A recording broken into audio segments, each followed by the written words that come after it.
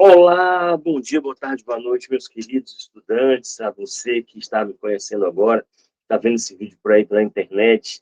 Sejam muito bem-vindos, meu nome é Lucas Rocha e hoje eu vou trabalhar com vocês um dos eixos dos temas possíveis do Enem. Esse eixo chama-se eixo Justiça, porque tem temas conectados, obviamente, a leis, a propagação de discussões que têm como foco principal como estrutura a justiça no Brasil, tá certo? Vamos direto, então, a essa nossa discussão. Obviamente, vocês sabem, tem aqui as minhas redes sociais, aqui é o Instagram, @prof.lucasrocha, e você sabe que você pode também me acompanhar no YouTube, prof.lucasrocha, para mais dicas de redação por aí. Tudo bem? Olá, nós vamos ver aqui, ó, o tema do casamento infantil, o tema das pessoas desaparecidas, o tema uso, posse e porte de armas, violência contra crianças e adolescentes, além da ampliação do acesso ao exame de DNA. E isso é um tema importante. Não esqueçam que todos esses aqui foram leis promulgadas nos últimos anos no Brasil, o que faz com que esses temas sejam mais possíveis de cair no Enem. Vamos lá? Tema primeiro desta aula, que é o casamento infantil. Como coibir o casamento infantil no Brasil? Certo? Qual é o tema central aqui? O tema central é casamento infantil. Como coibir e Brasil são os respectivos delimitadores, se a gente for utilizar nossas informações, para produzir, assim, um planejamento de texto. Primeira ideia da lista de argumentos, né? Geralmente é consequência de gestação precoce ou um acordo entre famílias, né? Foi uma das primeiras leis do governo Bolsonaro, foi justamente o proibimento, a proibição do casamento infantil em todo o território nacional. E o casamento infantil, ao contrário do que muitas vezes as pessoas imaginam, nossa, o que é isso? É uma criança casando na igreja com um homem mais velho ou vice-versa? Não, gente, não se trata disso. Geralmente o casamento infantil ocorre em virtude, consequência de algum tipo de relacionamento, né, dos envolvidos, que gerou uma determinada consequência clara àquela relação. A maioria das vezes é uma gestação precoce. A menina de 12, 13, 14 anos, o menino de 14, 15, 16 anos, tem uma relação sexual, ela engravida, aí a família, não, vocês agora vão viver juntos, vocês agora vão cuidar dessa criança como um casal casado. Isso, obviamente, precisa ser proibido. Por que precisa ser proibido? Porque esse tipo de relacionamento traz um monte de consequências nocivas para os dois envolvidos, certo? Além de óbvio, indevido, favorece a gravidez e adolescência, violência contra a mulher e feminicídio. Se não ocorre por conta da gestação precoce, existem acordos, muitas vezes, que ainda são firmados, principalmente em regiões mais ermas do país, em que as famílias se organizam para que os filhos sejam um casal, para garantir ali a hegemonia política, a hegemonia representativa, né, daquelas famílias envolvidas, tá? Mas a gente sabe que quando muito cedo isso acontece, geralmente as mulheres acabam sofrendo muito mais. Principalmente a violência, principalmente por conta de não poderem mais estudar, ficarem em casa, tomarem conta dessa família, acabarem com o sonho que porventura tenham de construir uma carreira, né? Mais comum nas zonas rurais, em comunidades carentes. Então, também, o casamento infantil é um problema social, porque ele está justamente em classes mais baixas, em localidades que, naturalmente, o que, geralmente, pessoas têm uma menor instrução, certo? E existe uma dificuldade de aplicar a lei. Por quê? Porque, justamente nessas regiões, as pessoas não veem isso como um crime. Só as denúncias podem fazer com que essa realidade seja debelada. Mas, como as pessoas não veem crime, como elas vão denunciar? Aqui, ó, Lei 13.811 de 2019, proibição do casamento infantil. O que eu preciso saber? O número da lei? Não, gente, basta dizer a promulgação da lei que proíbe o casamento infantil, ocorrida em 2019, sob a ano, não tem problema. Mostra claramente como essa realidade ela é difícil e problemática para vários garotos e garotas pelo Brasil afora. Pronto, você apresentou a lei. Brasil é o quarto país do mundo em número de casamentos infantis. E veja que o Brasil não tem nem majoritariamente religiões que favorecem casamentos múltiplos, porque geralmente essas religiões, os homens casam, os homens, obviamente os homens têm esse privilégio, principalmente em culturas muçulmanas, o homem se casa com várias mulheres, né? Ele pode, nesse país, se casar com quantas mulheres ele pode sustentar. Geralmente ele escolhe mulheres muito novas para isso, né? Esses países daí, eles têm um processo tradicional, cultural nesse aspecto. O Brasil não tem, mas mesmo assim é o quarto país com o maior número de casamentos infantis do planeta. E a Lei 8069 de 90, que é sempre uma lei muito importante quando envolve criança, quando envolve adolescente, que é o Estatuto da Criança e do Adolescente, que tem um objetivo de proteger as crianças e os jovens desse tipo de realidade opressiva e agressiva, que é, muitas vezes, unir jovens nesse sentido. Correto? Dá para a gente ver um plano de texto agora. O que você acha? Casamento infantil é o tema central. Delimitador Brasil, setinha para cima, setinha para baixo, ó. Como coibir? Coibir é evitar, proibir, né? Como coibir dois. Ô, Lucas, por que você botou coibir? Porque o Enem tem uma tradição, né, gente? De todo ano trazer uma palavrinha diferente. Ano passado foi invisibilidade. Ano retrasado foi estigma. Antes do ano retrasado, 2019, foi democratização. 2018 foi manipulação. Então, eles geralmente variam o vocabulário. A gente vai usar isso também a nosso favor. Tem aprender palavras novas, ou ver como elas são utilizadas, sempre é bom para o falante da língua, e principalmente você, produtor de textos, tá? Primeira forma de coibir, primeira atitude coibitiva do casamento infantil no Brasil que você vai defender é a rede efetiva de denúncias. Como eu falei agora há pouco. A denúncia é crucial nesse tipo de abordagem. Sem uma denúncia, fica muito, muito, muito difícil de se colocar em prática o coibimento desse tipo de ação. Então, rede efetiva de denúncias é uma forma de coibir. Combate ao machismo é uma forma de coibir. Luquinhas, olha só, eu não consigo, eu fico com dúvida com esse tipo de tema. Pergunto-lhe por quê. Por que, Luquinhas, eu olho para esse tema e eu vejo uma grande proposta de intervenção. Gente, cuidado. Proposta de intervenção só se caracteriza pela presença de um agente. Não houve um agente, não há a caracterização de uma proposta de intervenção. E outra coisa que você pode fazer. Veja, aqui é como coibir. E aí eu escolhi como estratégia argumentativa rede efetiva de denúncias. O que é que eu vou discutir nesse parágrafo? Eu vou provar que a rede efetiva de denúncias é uma forma de coibir o casamento infantil no Brasil. Tenha isso em mente. Eu vou pensar argumentos nesse sentido. Quer ver o exemplo? Ó, eu vou falar que a criação de canais anônimos de denúncias é um ponto relevante, defender isso como relevante e significativo. Vou dizer que campanha informativa dos canais de comunicação e dos crimes cometidos faz com que as pessoas reflitam a respeito desse processo. E eu vou dizer também que, dentro de rede de efetiva de denúncias, é bom divulgar os resultados das denúncias, para poder mostrar que é efetiva, de fato, essa construção, a construção desse canal. Percebe? Então, é assim que a gente vai agir. Vamos argumentar em prol de defender que a rede efetiva de denúncias é uma forma de coibir. Não vou dizer quem vai agir nesse processo. Só vou dizer isso no final, e lá que se caracteriza a proposta de intervenção também por causa disso. Combate ao machismo é a segunda forma de coibir. Venha comigo. A segunda forma de coibir é o machismo, porque traz a formação para empoderamento, para que a garota, para que a menina se imponha, não se sinta obrigada a casar.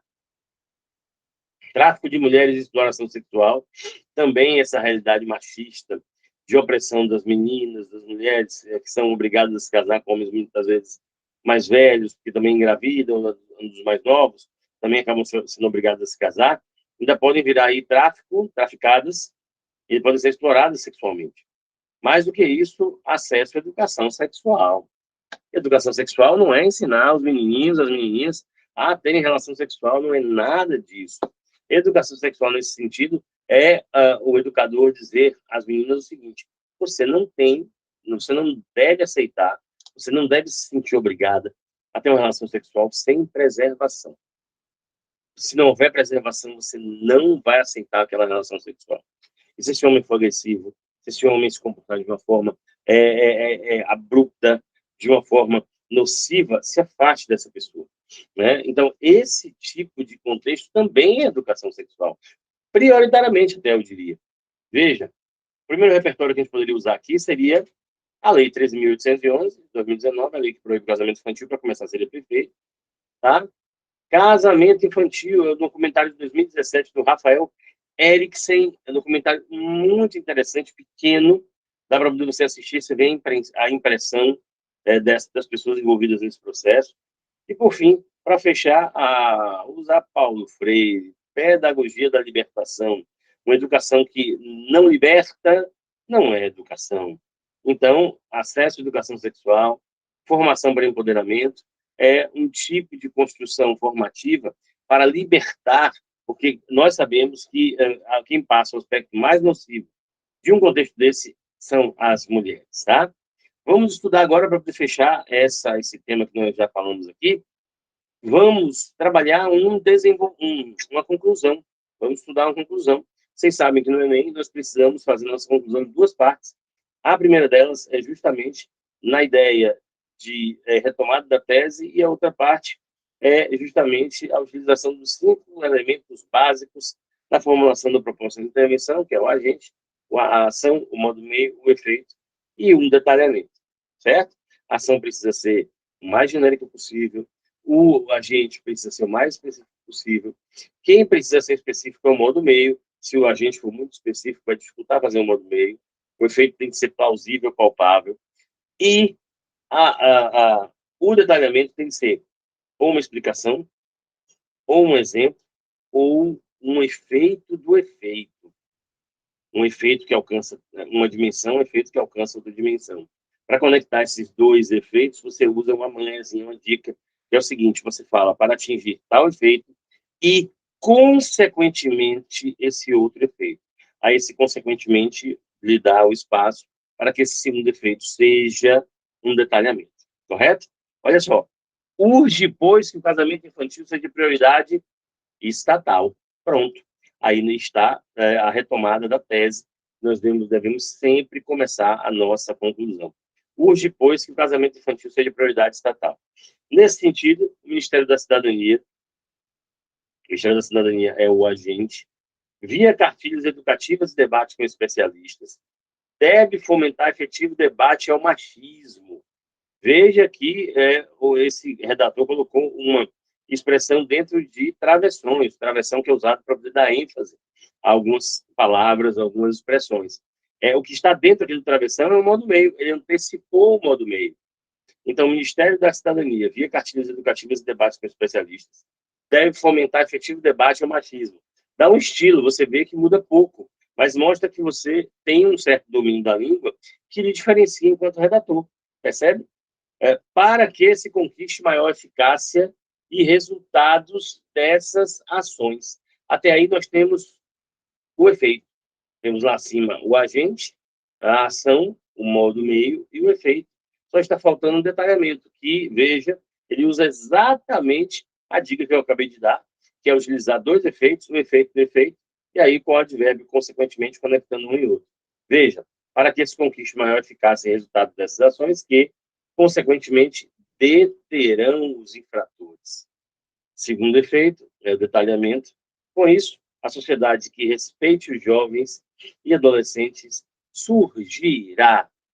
Perfeito, meus queridos. Veja uma proposta de intervenção aí, completinha. Outra dica, tem os 5 elementos. O que você faz? Na ação, você se refere a uma das ideias, deve fomentar efetivo combate ao machismo, foi uma das ideias que foram desenvolvidas em um dos desenvolvimentos, né? Para que se conquiste maior eficácia e resultado dessas ações, e, consequentemente, deterão os infratores, né? E, no efeito, você faz referência, novamente, ao outro problema, a outra estratégia que foi colocada. Você fala na ação de um, no efeito de outro. Resultado dessas ações, as ações que falam das denúncias. Tá certo, gente? Tudo bem? Deu certo? Tranquilo? Vamos continuar. Segundo tema, pessoas desaparecidas. Veja a proposta, ó. como otimizar a eficiência na busca por pessoas desaparecidas no Brasil. Como otimizar a eficiência na busca por pessoas desaparecidas no Brasil, certo? Então, qual é o tema central? Eficiência na busca por pessoas desaparecidas. Não é só pessoas desaparecidas. É eficiência na busca. É a busca que está se tratando aí de um processo muito relevante. Depois nós temos como otimizar, que é um dos delimitadores, e o segundo, obviamente, nós acabamos de marcar, é o Brasil. Lista de argumentos, por favor. Nos últimos anos, 8 pessoas por hora desapareceram no Brasil. Meu Deus do céu. Meu Deus, né? Sei lá, quase 200 por dia. Quase 200 por dia, gente. Isso não existe. Isso é fora da realidade. Isso é um absurdo. Olha só, a maioria esmagadora é quase de crianças e adolescentes. Veja, né, tem aí um padrão representativo que é as crianças e os adolescentes serem mais as principais vítimas desse tipo de acontecimento e muitas vezes também, infelizmente, esse tipo de crime. Muitos desaparecem por briga com a família, orientação sexual, consumo de drogas, álcool e doenças mentais. Então, o desaparecimento tem a ver também com questões que são de foro íntimo, principalmente as pessoas com doenças psíquicas. Elas estão muito propensas, porque, como muitas vezes a pessoa adoecida psiquicamente, ela tem ali uma demanda muito grande, tipo, ela enxerga e ela visualiza e ela lida com a realidade, muitas vezes, alternativa no seu processo de percepção da sociedade. E isso é ruim, porque, naturalmente, essa pessoa, quando ela tem essa espécie de alucinação, ela toma posturas drásticas, desaparece, é muito difícil a família lidar com essa angústia do reaparecimento dessa pessoa. Deixa eu ajeitar aqui, né, porque para você conseguir enxergar direitinho, passou, eu não vi isso aqui, não tem problema, a gente ajeita agora, não deu muito certo esse, vai dar certo agora, pronto, beleza, agora ficou bonitinho, perfeito para a gente aí, ó.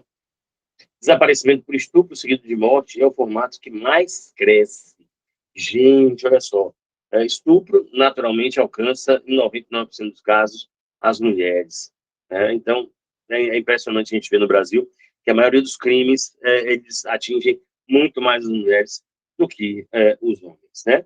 Lista de repertórios, Lei 13.812 de 2019, Cadastro Nacional de Pessoas Desaparecidas, foi a criação que foi feita. O Rio Grande do Sul foi o estado escolhido para fazer esse projeto piloto. Tem sido fantástico. Você armazena o DNA de um parente, de uma pessoa próxima daquela que desapareceu, e aí, quando você tiver corpos nos IMLs, quando você tiver algum tipo de suspeita, você testa o sangue dessa pessoa, compatibiliza com essa que doou o DNA, e se demete, você encontrou aquela pessoa que estava procurando. Né? Tem sido muito proveitoso isso no Rio Grande do Sul. De novo, Estatuto da Criança e do Adolescente, a gente pode usar, já que ficou bem evidente que a maioria dos sumidos são de crianças e adolescentes. E outra coisa, Lei 12.015 de 2009 é a lei de estupro de vulnerável, aquela pessoa que tem abaixo de 14 anos, aí ela quando essa pessoa, principalmente, como eu já disse, as meninas, as mulheres, são estupradas, né, a lei tipifica esse crime em estupro de vulnerável.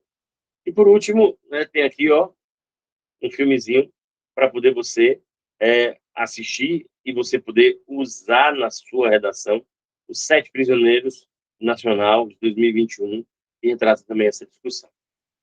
Certo? Massa! Espero que você tenha aí pego tudo direitinho. Vamos para um tema um pouco mais robusto agora, o terceiro tema de nossa aula de hoje, que é o tema das armas no Brasil, os impactos da flexibilização do porte barra posse de armas no Brasil. Luquinhas é um assunto muito polêmico, eu acho que não vai cair. Gente, ele corresponde, ele preenche os requisitos para ser um tema.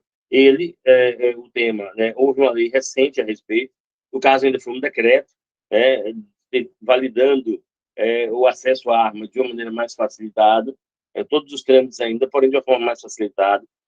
porque aí a possibilidade de comprar mais de uma arma e outras questões envolvidas. E, naturalmente, pessoas, essa discussão aí, essa reflexão muito marcante, ela é importante para a nossa sociedade, porque nós precisamos entender claramente por que é que tantas armas elas estão sendo compradas no Brasil. Será que realmente autotutela, que é autodefesa? Vamos investigar isso, né? Os impactos da flexibilização do porte e da posse de armas no Brasil. Ó, flexibilização do porte e posse de armas é o tema central. Impactos seriam o primeiro delimitador e Brasil o segundo delimitador. Ó, posse, a gente sabe, é em casa, é no trabalho. E o porte é transitar com a arma. Um tema como esse, meus amores, eu acho que você não deve diferenciar um e outro, por exemplo, fazer um parágrafo de cada. Não. A posse e o porte é uma coisa só. Até porque ter a arma em seu domínio, seja na rua, seja em casa, gera uma possibilidade maior, né, de se atirar com essa arma e causar algum tipo de é, é, ocorrência nesse processo, tá? Primeiro, a autotutela é a justiça com as próprias mãos. É um grande risco, principalmente para os mais iniciantes, a autotutela, que é onde tem a arma, ele se enerva no trânsito, e aí toma uma fechada, a pessoa é ignorante com ele mesmo, xinga, olha, vai para aquele lugar, a pessoa não consegue aguentar e ela acaba tirando a arma, ali ameaçando com a presença do armamento. Isso é um risco muito grande, porque essa pessoa pode, naturalmente, usar essa arma e causar um dano muito maior. Ó, deixa eu apertar logo aqui que desconfigurou. Depois, caos no judiciário brasileiro. Veja, o judiciário brasileiro, com a quantidade enorme de ocorrências que vão começar a se avolumar, porque o aumento da quantidade de armas é vertiginoso, o judiciário não tem condição de processar, nem de averiguar a quantidade de delitos que possam vir a ocorrer em virtude da maior banalização do consumo das armas, né? Os riscos de laranjas comprando armas legais para o crime. Esse é um ponto importante. Né? Alguns crimes no Rio de Janeiro já foram debelados e já se chegou à conclusão de que as armas usadas foram compradas por cidadãos comuns, pessoas com penetração social, pessoas com espaço público, assessoras do espaço público, que lidam com o espaço público, pessoas honestas, consideradas pessoas realmente cidadãos padrão, e com armas no seu nome, e que foram tiradas das lojas, pagas a essas empresas, a essas lojas, estão sendo usadas para o crime. Né? Aí tem fraude, tem estelionato e, principalmente, tem a falta de necessidade, talvez, de estar armado o tempo todo. Esse é o grande dilema. Código de Hammurabi, né? É baseado na lei do talhão, oi por oi, dente por dente. Se me fez, vai receber. A gente remonta essa perspectiva, porque é um discurso muito parecido com o das pessoas que acreditam que as armas devem voltar de forma maciça para o Brasil. Nós temos o artigo 5º da Constituição, que segurança pública é função do Estado, e o decreto 9.845, de junho de 2019, que flexibiliza acesso de armas de fogo e de uso restrito para colecionadores. São as licenças chamadas CAC, para ter acesso a esse tipo de material. Vamos planejar o texto? Você olhou aí direitinho? Quem foi que olhou? Quem foi que conseguiu ver direitinho? Conseguiu ver direitinho? Pronto, massa. E aí? O que é que nós vamos fazer depois disso? Né? Vamos continuar aqui? Vamos continuar? Olha lá. Opa! Que houve? Que houve? Que houve? Probleminha aqui na vida.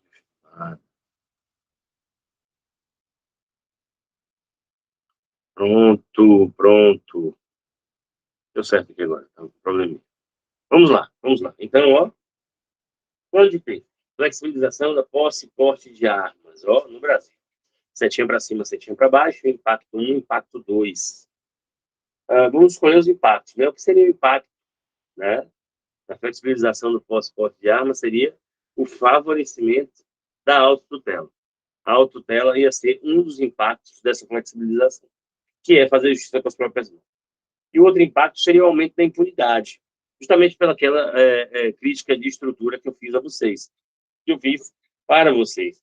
Né? Nós temos uma estrutura de justiça no Brasil muito difícil, que está sempre atolada. Vide que o Brasil é um dos países recordes da quantidade de dias que um preso provisório fica esperando por uma audiência de custódia. Chega assim, em alguns lugares do Brasil, quase 150 dias. Então, meus amores, é muito complicado. Se você tem a apreensão lá no final de semana, de 150 armas, até se averiguar cada arma daquela, nossa, o tempo passou e esse meliante não consegue mais ser encontrado. Porque esse catálogo precisa ser montado também, para que você tenha aí a certeza de onde partiu o tiro, quem estava com a arma, na hora que comete um delito. Né? Eu posso falar sobre autotutela, sendo um dos impactos da flexibilização do transporte de armas, aumento de incidentes. Isso aí é óbvio, pela presença constante da arma. Também teríamos aí a potencialização da violência. Gente, não existe uma pessoa que está armada e não pense que a situação, estando difícil, não vai usar. Claro que é o pensamento. Infelizmente, isso potencializa. E incita a postura sempre reativa dos marginais. Qual é o problema disso hoje? O marginal vai empunhar a arma, ele vai pressupor o tempo todo que a pessoa está armada. Então, nós temos a possibilidade de aumentar o número de homicídios por conta dos latrocínios. Certo? Olá. Geração de maior caos do sistema judiciário, essa coisa do aumento da impunidade, para poder julgar essas armas, para poder procurar saber. O sistema vai ficar mais humildinho, mais dificuldade de colocar em prática certas questões. Abandono do indivíduo social empobrecido. É uma dúvida. E se um cidadão da favela, um cidadão que mora em comunidade carente, ganha um salário mínimo e meio por mês, ele quer comprar uma arma. Como é que ele faz? Como é que ele faz? 5 mil reais só os trâmites. Quem é que essa pessoa vai arrumar 5 mil reais e depois o valor da arma para poder adquirir? É um problema, tá? Então, acaba sendo um daqueles projetos que acaba atingindo só uma parcela da população, infelizmente.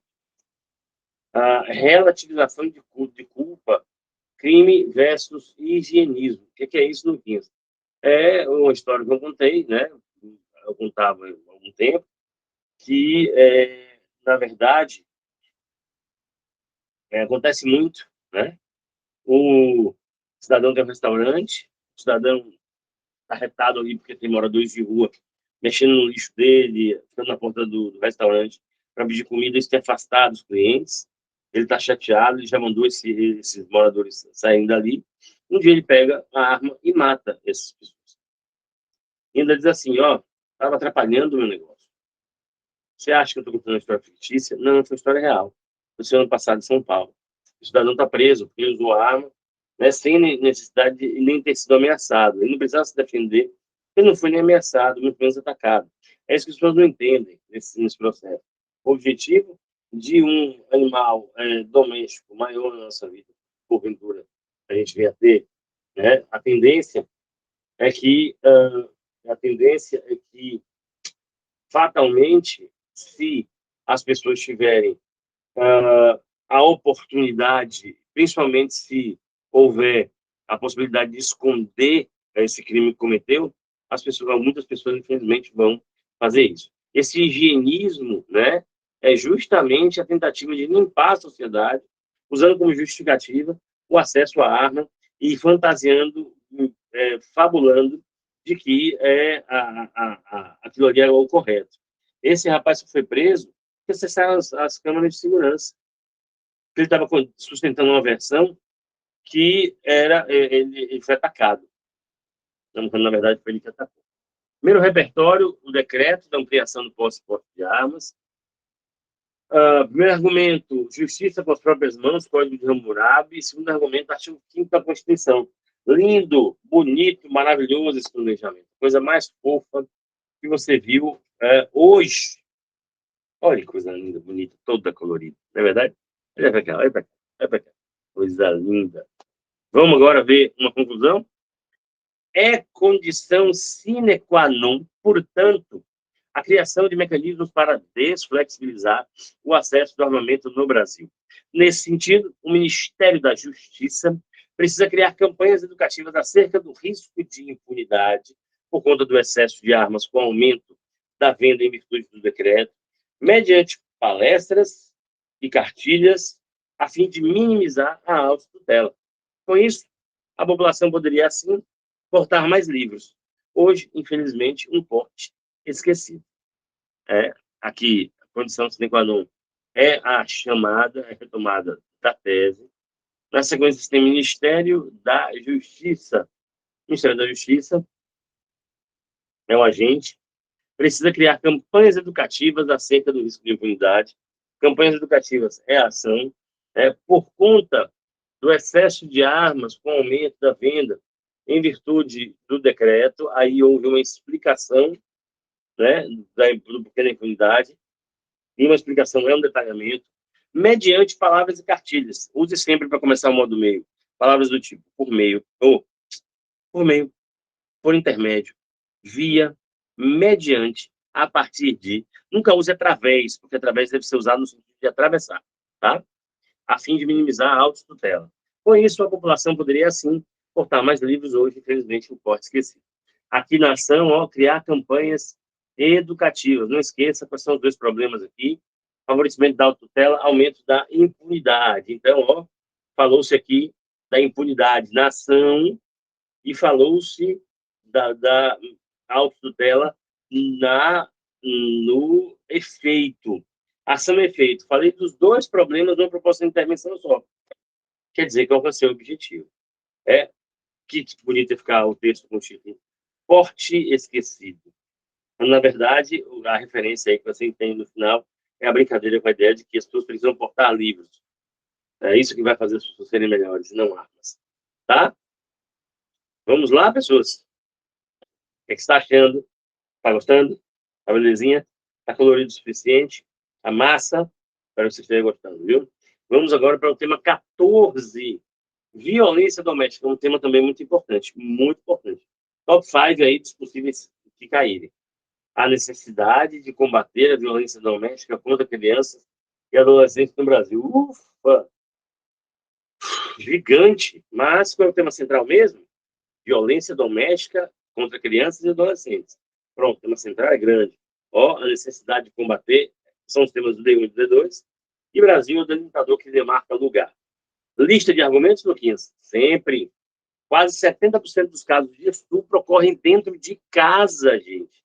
Meu Deus. E não é só família, não. Às vezes, e muito infelizmente, é um pai, é um avô, é um tio que veio passar um final de semana na casa dos tios, mas também é o amigo, é o vizinho, é o colega do irmão, é aquela pessoa que, por algum motivo, está na casa dela, subiu e trancou o quarto. Então, assim, é alarmante.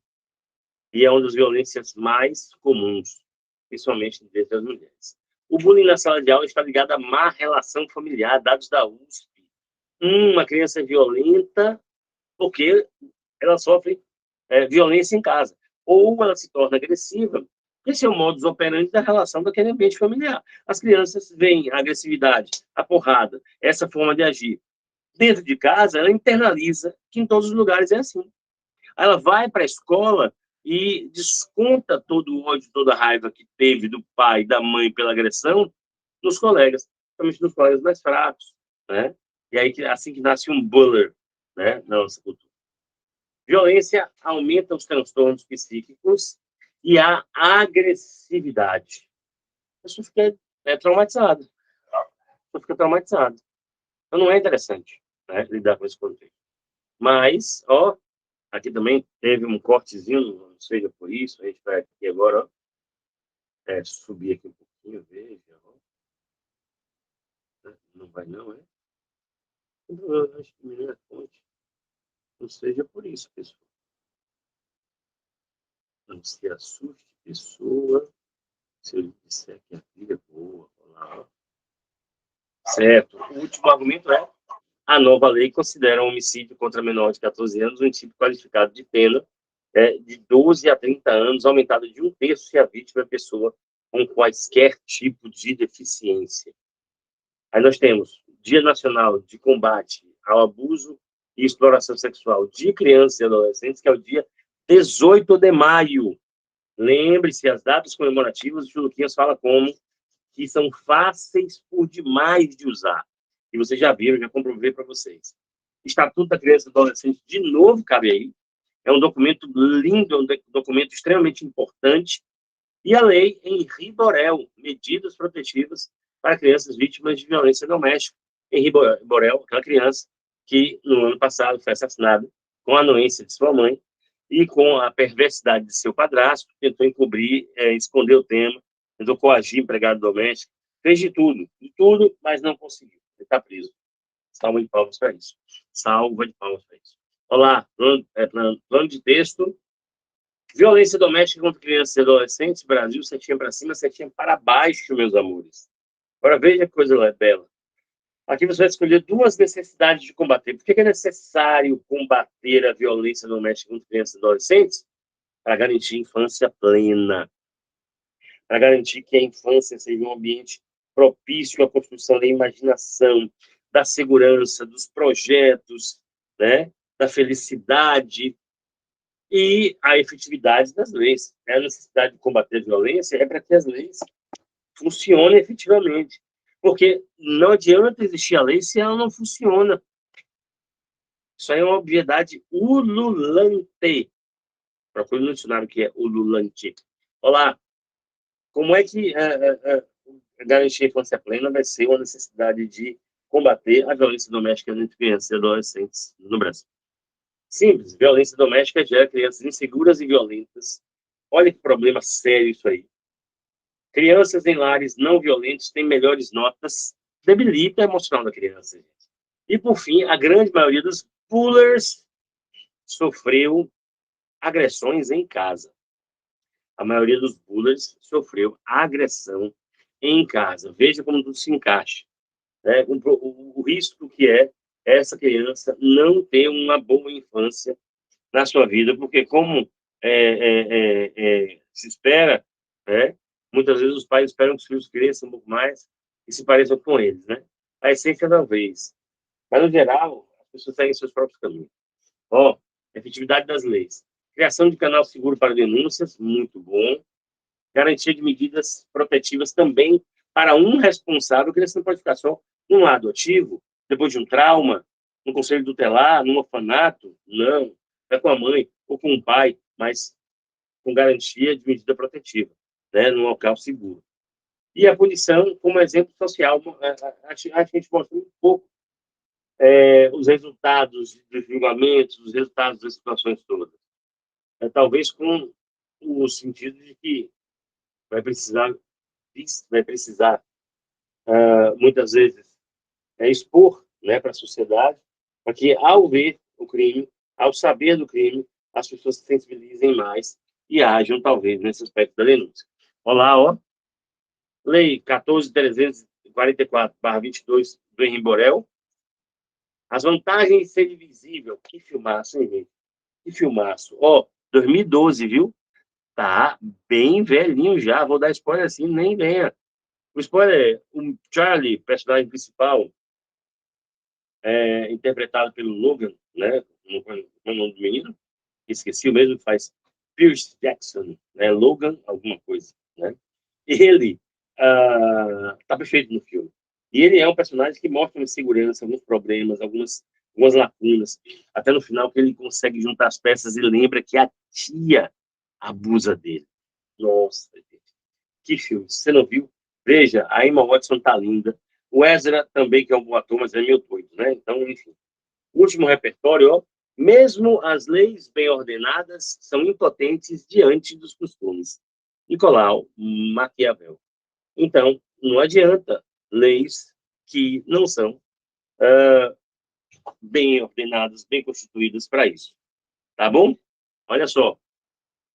Mais uma conclusão para a gente trabalhar. A necessidade de combater a violência contra crianças e adolescentes, portanto, é vital para a sociedade brasileira. É a retomada da tese.